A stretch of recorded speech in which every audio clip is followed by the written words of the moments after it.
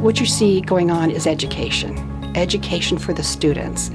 And when you can combine education for the students to real live data, real live human beings that they work with.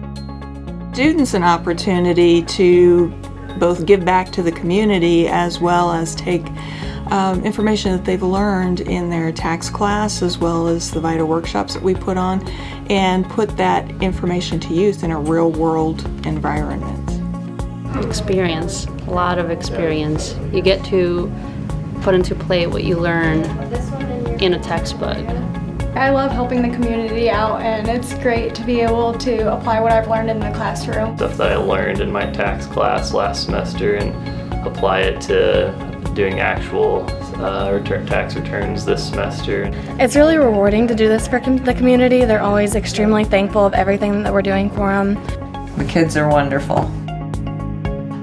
I'm glad they're doing it. Helped me out a lot. You're getting a service done for yourself as well as letting the young people learn. Working directly with community members, they also see how grateful most of those people are for the assistance that we provide. Both service learning and education coming together. Very powerful activity.